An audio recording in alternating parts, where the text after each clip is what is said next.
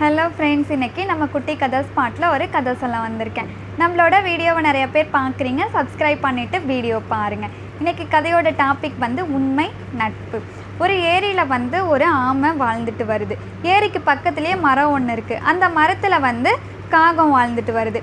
சாயந்தர டைமில் அந்த ஏரிக்கு ஒரு மான் தண்ணி குடிக்க வரும். இவங்க 3 பேருமே நண்பர்களாக பழகிட்டு வராங்க. அன்னைக்கு ஒரு நாள் வேடன் ஏரிக்கரைக்கு வராரு.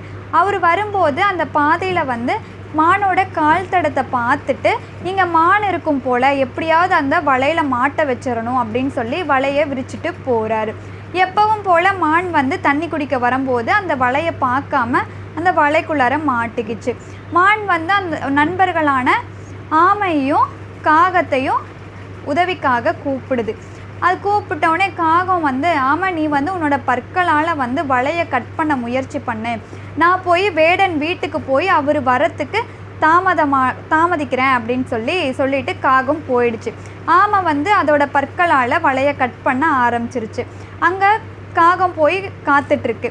கரெக்டாக வேடனும் கிளம்ப ஆரம்பிக்கிறாரு. அந்த காகம் வெளியே வரதை பார்த்துட்டு கத்திக்கிட்டே அவரை போய் தாக்குது. அவர் அதிர்ச்சியாகி இது ஏதோ கெட்ட சகுனம் அப்படின்னு நினச்சிட்டு நம்ம இன்னும் கொஞ்சம் நேரம் கழித்து போகலான்னு மறுபடியும் வீட்டுக்கே வந்துடுறாரு. காகம் ஏரிக்கரைக்கு பார்க்கும்போது ஆமை முயற்சி பண்ணி வலையை அறுக்க ஆரம்பிச்சிட்ருக்கு. வலையும் அறுத்துருச்சு. மான் ஓடி போய் புதருக்குள்ளார ஒளிஞ்சிக்கிச்சு. ஆமை கஷ்டப்பட்டு அந்த பற்களால் அறுத்ததுனால ரொம்ப சோர்வாகி அந்த வலைக்கு பக்கத்துலேயே படுத்துக்குச்சு. வேடன் கிளம்பி பார்க்கும்போது வலையெல்லாம் அருந்து கிடக்கிறத பார்த்து ரொம்ப அதிர்ச்சி ஆயிட்டாரு. பக்கத்தில் ஆமையை பார்த்துட்டு சந்தோஷமாயிட்டாரு. அந்த ஆமையை கோணி பைக்குள்ளார போட்டு கட்டி எடுத்துகிட்டு போகிறாரு. அதை ஒளிஞ்சு நில்ல மான் பார்த்துட்டு எப்படியாவது ஆமையை காப்பாற்றணும் அப்படின்னு சொல்லிட்டு வேடனோட கண்ணுக்கு படுற மாதிரியே ஓடி விழுகுது.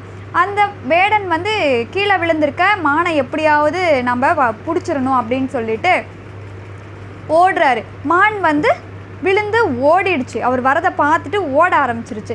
இவரும் துரத்திட்டு ஓடுறாரு.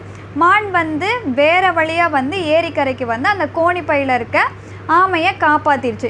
ஆமை தண்ணிக்குள்ளார ஓடிடுச்சு. இந்த மானும் புதருக்குள்ளார போய் ஒளிஞ்சிக்கிச்சு.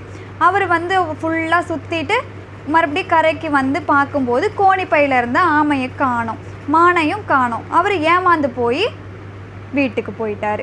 இந்த கதை எப்படி இருக்குன்னு சொல்லி எனக்கு கமெண்ட்டில் சொல்லுங்கள். லைக் பண்ணுங்கள், ஷேர் பண்ணுங்கள், சப்ஸ்கிரைப் பண்ணுங்கள். நாளைக்கு இன்னொரு கதையோடு உங்கள் எல்லாரையும் பார்க்குறேன். பாய், தேங்க்யூ.